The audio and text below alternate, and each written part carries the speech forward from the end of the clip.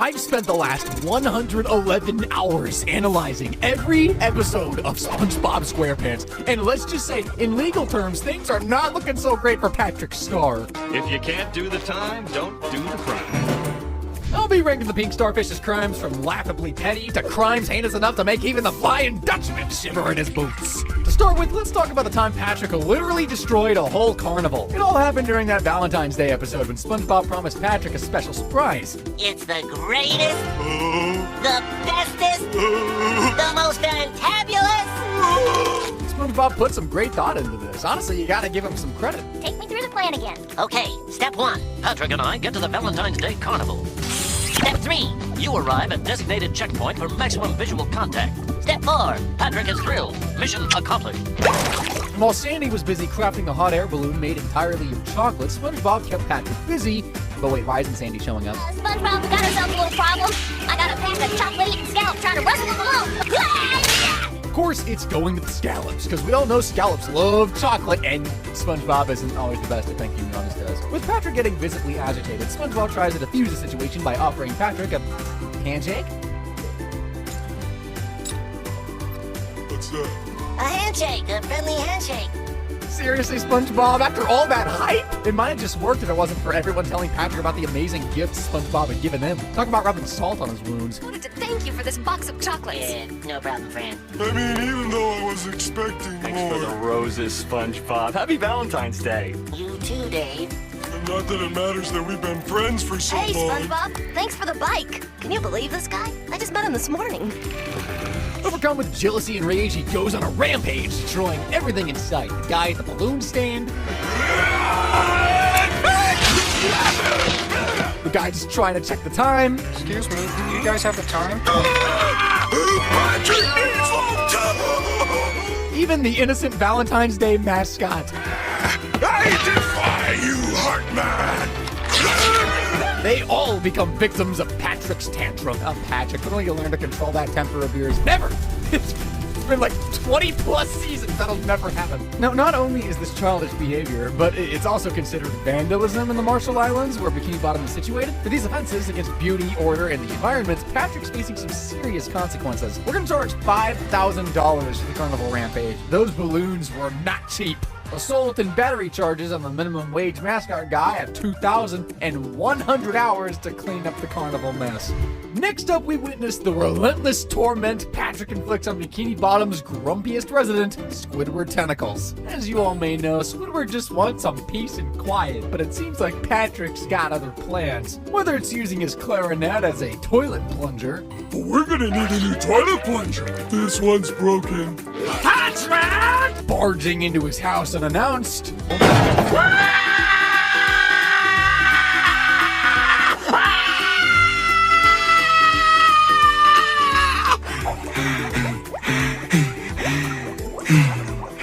Or just generally being a nuisance. I'll go first. What did you do? Patrick's relentless antics would definitely qualify as harassment in the real world. Someone should get Squidward a restraining order. Poor Squidward. The constant torment he endures at the hands of, or rather the stubby arms of Patrick Star is enough to drive anyone to madness. But wait, let's just hear what Squidward has to say about this. You call yourselves good neighbors?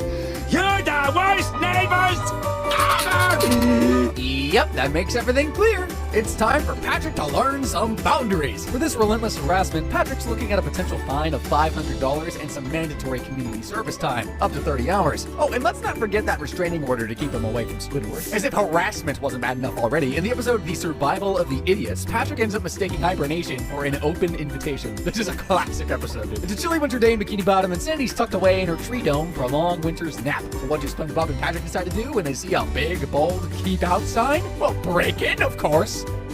Sandy? Hey, Sandy! What's with the sign? Now, Sandy even left a video message for SpongeBob telling him that she didn't want to be disturbed at all. Pretty clear instructions, right? If y'all are watching this, that means I'm asleep for the winter. During hibernation, animals don't like to be woken up, so do not disturb.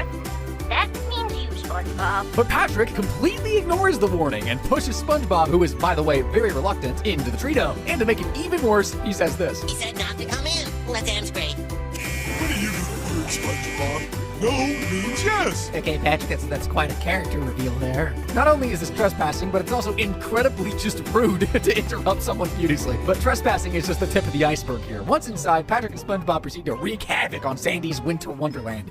I'm Dirty Dad. I'm Dirty Dad. I'm Dirty Dad. Dirty Dad. Oh, And even try to burn the bark off her treehouse. we'll burn the bark from Sandy's tree. Yeah, I forgot that happened. I was very shocked upon rewatch. And if that wasn't even enough, they rip off all of Sandy's fur to stay warm. That part I remember. No.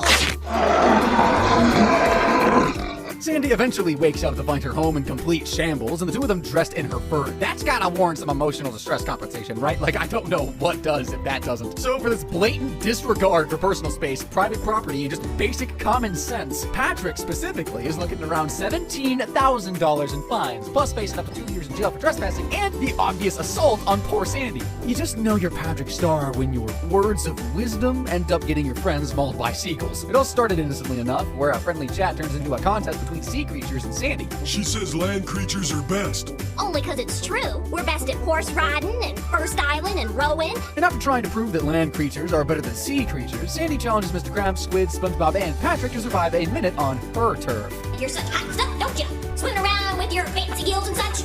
But none of you wetheads would last a minute on my turf.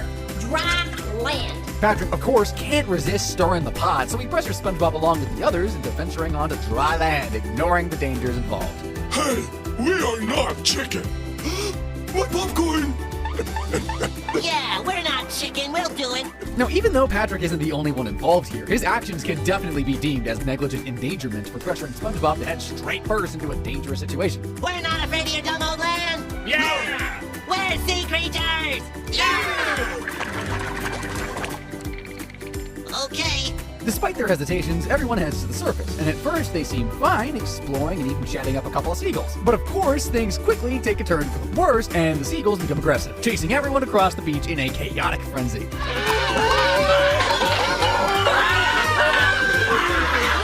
It's only thanks to Sandy that they escape back into the water, narrowly avoiding serious harm. Holy guacamole! You can't eat my friends, you rats with wings!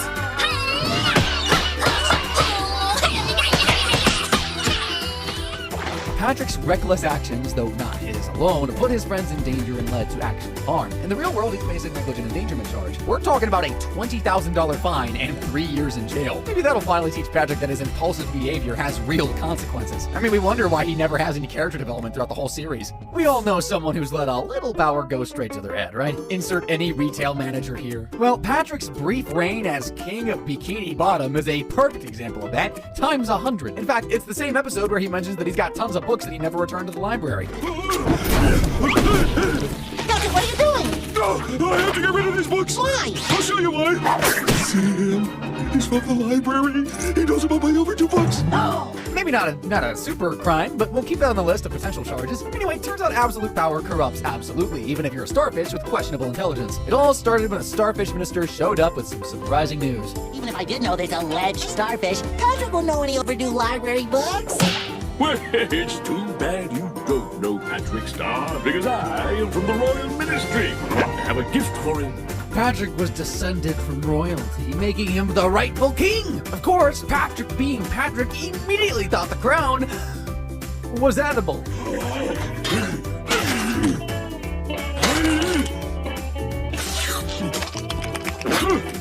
Well, this is the worst tasting gift ever.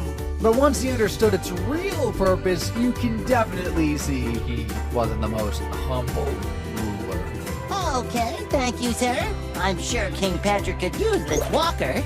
I hope so. Neptune knows I did.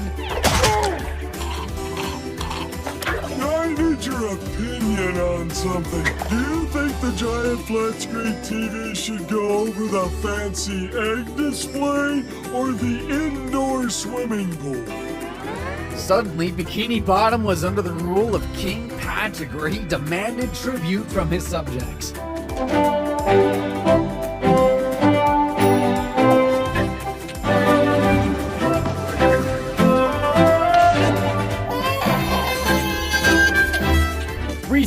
refused to pay for his Krabby Patties.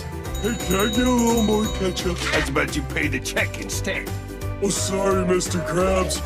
As king of Bikini Bottom, I am allowed to have anything I want. Isn't that right, SpongeBob? That is correct. Anything you want, and it's all free. And even stole a fish's comic book collection. That's where I draw the line, honestly. Mom's gonna be so proud of me. No, she won't be, because these comic books are mine. But I spent my entire life collecting those. But you see, my dear viewer, the crimes didn't stop there. Patrick forced others to build him a grand rock castle, and even went as far as to move Squidward's house without his permission. Oh, what a beautiful morning. Just perfect.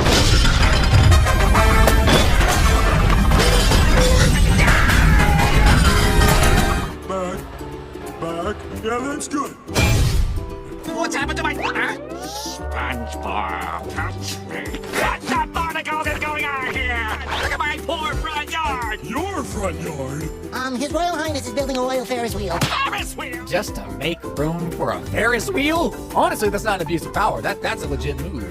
Eventually, even SpongeBob had enough of Patrick's tyrannical behavior and abandoned his post as royal servant. Patrick, realizing the error of his ways, finally lets go of the throne. Oh, no, who's there? You. I don't get it. I'm you, and you are me. What did I become? Monster! Oh, dang it, I don't want it anymore! It's turned me into a monster! Patrick's royal antics would hit him with around $16,000 in fines and 4 years behind bars. The theft, abuse of power, and tax evasion stacks up quickly, along with some solid jail time for his short-lived reign. If you're like me, you probably definitely remember Nature Pants as a classic episode where SpongeBob decided to ditch his job and live amongst the jellyfish in Jellyfish Fields. Hey, SpongeBob, you having a garage sale? No, Sandy, I'm giving up my material possessions to live in the wild with the jellyfish. Why would you want to live among the jellyfish? Well, while SpongeBob was embracing his newfound freedom, Patrick was having a full-blown meltdown. I'll give him a week. I'll give him 11 minutes. Patrick sad! He just couldn't handle the thought of losing his best friend, so he hatched a, let's say, unique plan to bring SpongeBob back. Armed with SpongeBob's trusty jellyfish net, Patrick set out to capture him and drag him back to Bikini Bottom himself.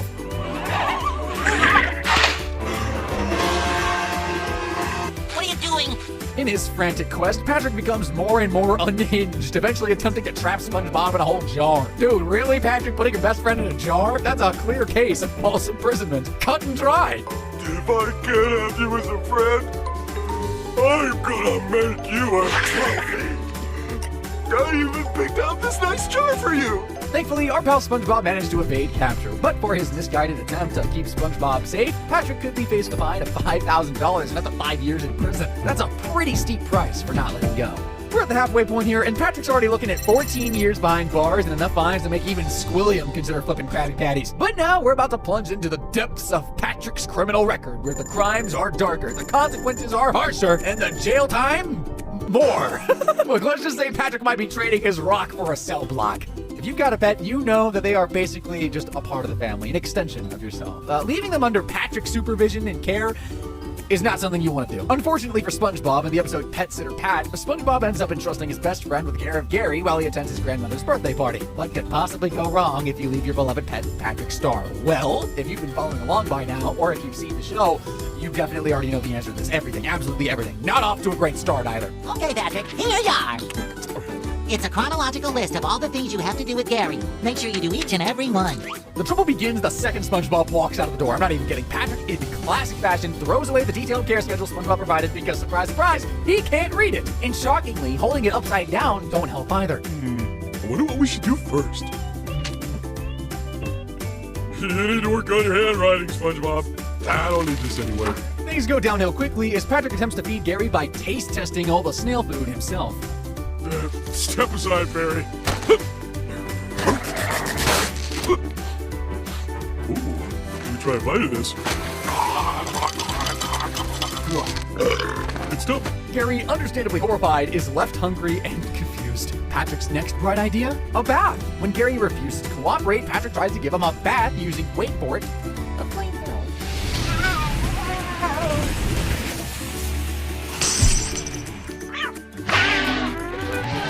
Yeah, that's right. Patrick goes from underfeeding Gary to nearly burning him alive. To top it all off, he floods the house by leaving the sink and bathtub on, creating an oceanic disaster right inside the comfort of SpongeBob's home. Gary! Bob, what's the matter, buddy? By the time SpongeBob returns, his house is flooded, Gary somehow survived Patrick's bizarre attempts at care, and I think it goes without saying, in the real world, this level of pet negligence could land Patrick a fine of $1,000 and 4 years in jail. Not exactly a responsible pet sitter, is he? Patrick definitely isn't someone that you would trust behind the wheel either. I mean, I'd rather trust SpongeBob with my ride, and he's failed the test 57 times now. In Driven to Tears, Patrick finally gets his boating license, and what do you think he does with it? How about speeding? Let's see what this baby can do. Patrick, the speed limit is 40 miles per hour. 40 and a half miles per hour. That's almost 41 miles per hour. He's speeding. Patrick, stop this car!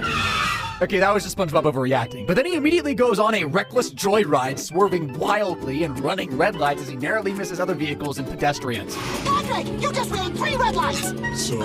But Patrick's joyride does not stop there. Oh no, according to SpongeBob, he even makes an illegal U-turn through an orphanage. And somehow the police just let him get away with it. I think the driving genius knows what he's doing. Driving genius? Would a genius make an illegal U-turn through an orphanage? They ran for it in time. What are you so mad about? So yeah, he's been running from a police officer that tries to stop him for littering, quote unquote, even though it's kind of SpongeBob, but we don't talk about that. Ooh, I got me a runner. Patrick, what do you think you're doing? I don't have a license anymore. For this blatant disregard for the safety of others, though, Patrick's license is getting revoked faster than he can say wumbo. Between speeding, evading police, and causing potential harm, Patrick would be fined $2,000 and could face up to 7 years in jail, depending on his prior visits to the Bikini Bottom court. The judge in the actual episode really just slaps him on the wrist, only sentencing him for 90 days. Anywho, maybe sticking to walking would be a safer option for him. It's one thing to try and help a friend, but it's another to impersonate a medical professional. In the episode Suds, SpongeBob comes down with the cleaning products version of the flu. Rather than call a real doctor, Patrick takes matters into his own hands, claiming to have all the medical expertise needed. You gotta help me get better, Patrick. Please? Would you like to be my doctor, Patrick? What else are friends for? And Patrick's treatment plan? It appears as though we'll have to plug up these holes. This ought to do the trick. Oh! Feel better? I don't know. Help! I'm shrinking! But it doesn't end there. When Sandy shows up to try and get SpongeBob real medical help, Patrick stubbornly insists that his treatment is working. His misguided confidence in his doctoring skills leads to even more chaos. You can't take him to the doctors! Don't be silly, Patrick! He's mine! I'll save you! Better, guys! Really? Including SpongeBob's corks popping off like cannonballs, causing complete destruction everywhere.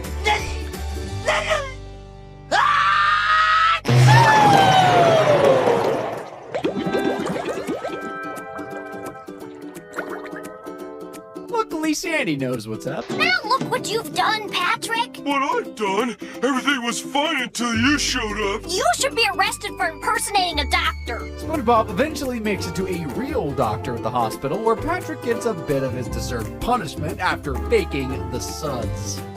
Hey, Doc! I got the suds, too! Oh, yes. We have a special treatment for you. Hey! Wait!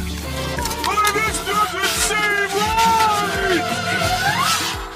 So yeah, this would definitely land him in huge trouble. Not the faking the suds part, well that too, but impersonating a doctor. That comes with a potential fine of $20,000 and up to 7 years in prison. It is no joke. He really did deserve that cactus scrub. Oh no.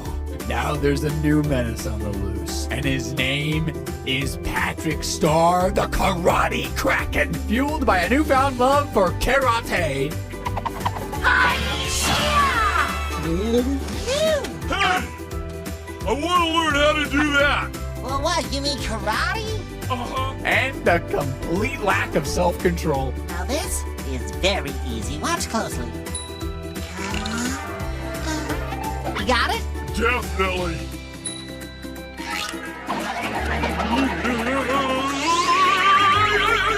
Patrick embarks on a destructive spree, leaving a trail of splintered wood. I don't feel so good.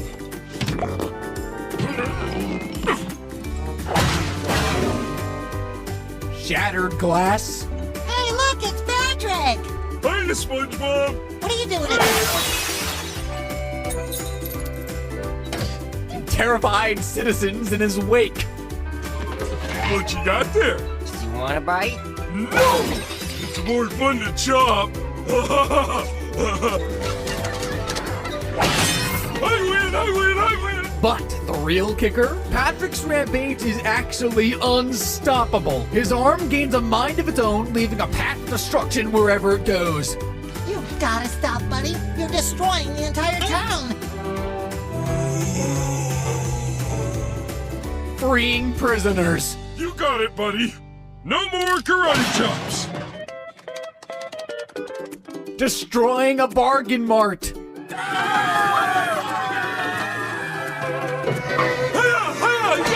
Not the muffin display! He even accidentally chops off his own hand. No! I'll never forgive you!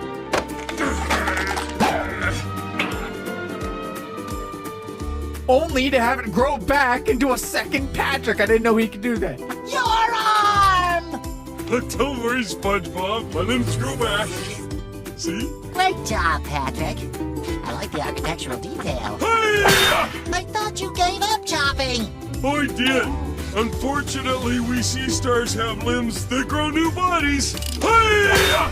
This little escapade could result in charges for property destruction, freeing prisoners, and reckless endangerment. This karate-fueled chaos would land him 30 years in prison and $100,000 in fines. His lawyer's gonna have quite the legal mess to clean up. Patrick's antics are usually harmless fun.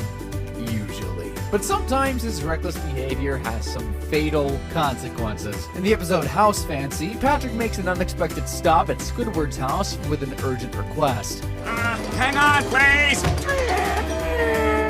Please, just one more minute, Nick! Who's Nick? Sorry, Squidward, I couldn't wait any longer. I gotta use your toilet. No questions. Thanks. Squidward, already stressed from competing with his arch nemesis Squilliam on a TV show, reluctantly lets him in. Patrick's visit turns deadly for Squidward's sentient toilet. That's right, the poor toilet actually comes to life, only to stumble out of the bathroom. Please, somebody put me out of my misery. Collapse dramatically into Squidward's arms and die. Whatever Patrick did in there, and let's not think too hard about that, the damage is done. Now, while Patrick didn't directly cause this death, his careless actions played a major role in it. If we consider Squidward's sentient toilets as a legal entity, this can be classified as involuntary manslaughter. For such reckless behavior, Patrick could face up to 25 years in prison and fines totaling $50,000, all for killing a toilet. You'd think guarding a supervillain frozen in a block of tartar sauce would be easy, right? Well, it should be. You can leave it to Patrick and SpongeBob to take a simple job like babysitting the Mermalair and turn it into a supervillain's getaway. It all starts with Patrick and SpongeBob are given one job, just one. Don't touch anything in the Mermalair. When we say don't touch anything, we mean don't touch anything. Loud and clear, trusted boy companion. But Patrick, being Patrick, does this. I have so many questions to ask him. And let's just pause right here already, real quick, okay? Releasing a dangerous criminal, especially one with the history of Man Ray, would be a serious crime in any world. You don't just let supervillains out for fun. Releasing a known villain could easily land Patrick in prison for 5 to 10 years, but of course Patrick is completely oblivious to the threat. Then Ray tries to go after his liberators, only to be controlled by SpongeBob with the tickle belt. You fools, prepare to be eradicated! What is this infernal contraption? Realizing that his captors are two of the most gullible sea creatures in existence, he fakes repentance and convinces Patrick and SpongeBob to fully release him. Oh, sob. Oh, cry. Oh, how I wish to be good. If only some kind heroes would show me the path to decency. But here's where it gets interesting. Armed with a tickle belt, the only thing keeping Man Ray at bay, SpongeBob and Patrick try to rehabilitate the villain by teaching him how to be good. In one of the most ridiculous training scenes in TV history, Patrick teaches Man Ray how to return a lost wallet with disastrous results. Excuse me, sir, but I do believe you've dropped your wallet. Doesn't look familiar to me. What? Oh, it's not mine. It is yours. I am trying to be a good person and return it to you. Return what to who? This is your ID, and if that's the case, this must be your wallet. That makes sense to me. Then take it. It's not my wallet. Patrick's endless, nonsensical refusal to admit that it's his own wallet pushes Man Ray to the edge. Yet every time Man Ray tries to lash out, boom, tickle belt, right there to keep him in check. For now. Oh, you dimple! Take back your wallet or I'll rip your arms off! Wrong. Good people don't rip other people's arms off.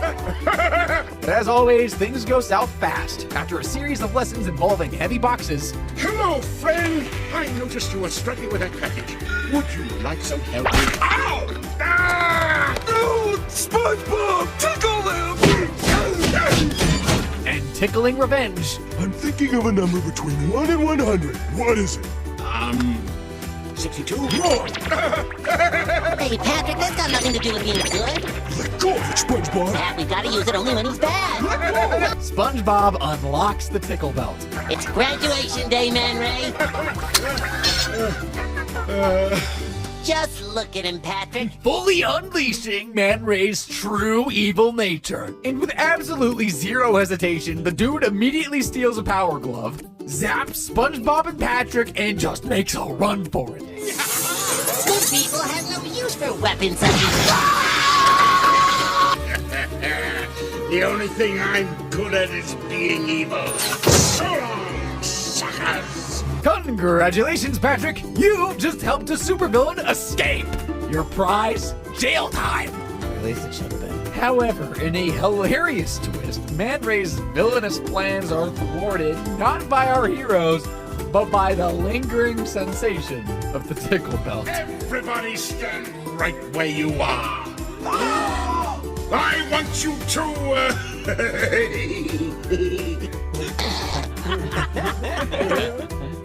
No! Stop giggling, or I'll have to... Which has just somehow stuck with him. It's that traumatic for the dude. His attempt to rob a bank turns into him opening a checking account instead. I guess I'll just open a checking account. As the phantom tickles leave him too distracted to commit any crimes, maybe, just maybe, Patrick's lessons worked after all? In the real world, releasing a known criminal, especially a dangerous one like Man Ray, like a super dangerous one, could land Patrick up to like 35 years in prison. Next time, Patrick should probably think twice before pressing any buttons. So totaling all of Patrick's fines and jail time all up into one, Pat's looking at a staggering $230,000 in fines and 125 years in the Bikini Bottom Big House. But how does this shady character compare? Click the video on screen to find out. Thank you for watching.